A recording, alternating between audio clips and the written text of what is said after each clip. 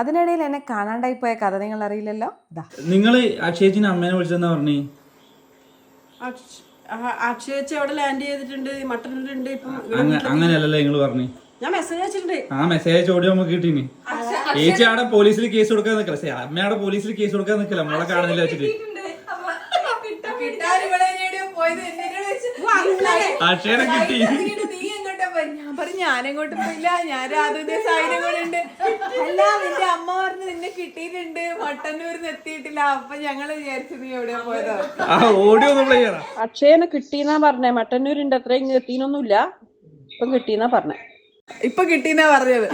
അപ്പൊ മോളെ എങ്ങനെ കാണാണ്ടായതറിയില്ല, കിട്ടിയ മാത്രം. അപ്പൊ നീ എങ്ങനെ പോയെന്ന് വിളിച്ചു ചോദിക്കുന്നത്.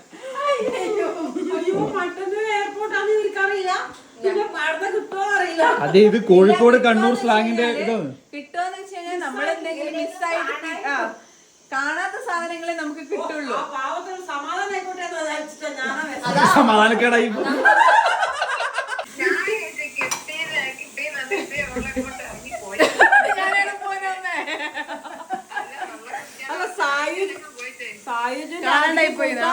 കിട്ടിയില്ലാന്ന് പറഞ്ഞു. അപ്പൊ കിട്ടിയ ഉടനെ പറഞ്ഞത് ആ കിട്ടിയിട്ടുണ്ട്.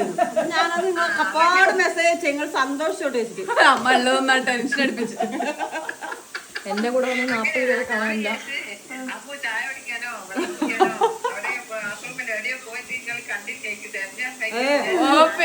ഫ്ലൈറ്റിൽ നിന്ന് വരുമ്പോ കിട്ടിയെന്ന് പറഞ്ഞേ വന്നിട്ട്.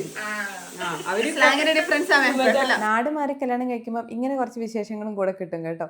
ഇത് നമുക്ക് ജെൻ ആൽഫയിലേക്ക് വരാം. ഇതാണ് Devika Krishna.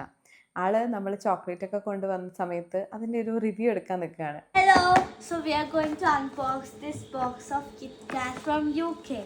It is given by my beloved cousin Akshaya Suraj. It is very good.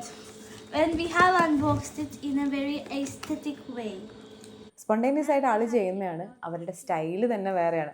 നമുക്ക് ഈ 90 കിഡ്സിനെ ഒന്ന് ഫോളോ ചെയ്യാൻ പറ്റുന്ന ഒരു ലാംഗ്വേജോ അല്ലെങ്കിൽ ആ ഒരു രീതിയിലുള്ള പ്രസൻറ്റേഷൻ ഒന്നല്ല. പക്ഷെ ഭയങ്കര ഇൻട്രസ്റ്റിംഗ് ആയിട്ട് സ്മാർട്ടായിട്ടാണ് ദൈവം ഇതൊക്കെ കൈകാര്യം ചെയ്യുന്നത്. So this is very good. I thank her. Bye bye. See you. നിങ്ങൾ നിർത്തും, വ്ളോഗ് നിർത്തും. നമ്മൾ കുറച്ച് ഫ്രഷ് കണ്ടിട്ട് ആസ്വദിക്കട്ടെ. പ്രൊഡക്റ്റ് റിവ്യൂ ഒക്കെ അടിപൊളിയായിട്ട് ചെയ്തതിന് ശേഷം അടുത്തതായിട്ട് ദേവ് ചെയ്യാൻ പോകുന്നത് ഒരു ഹെയർ സ്റ്റൈലിംഗ് പരീക്ഷണമാണ്. അതിന് കിട്ടിയിട്ടുള്ള ബെസ്റ്റ് തല രാധുവിൻ്റെ ആണ്.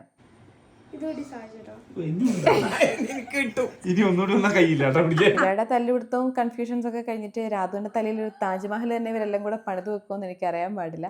അപ്പോൾ പിന്നെ ബാക്കി വിശേഷങ്ങൾ അടുത്ത വീഡിയോയിൽ കണ്ടാലോ.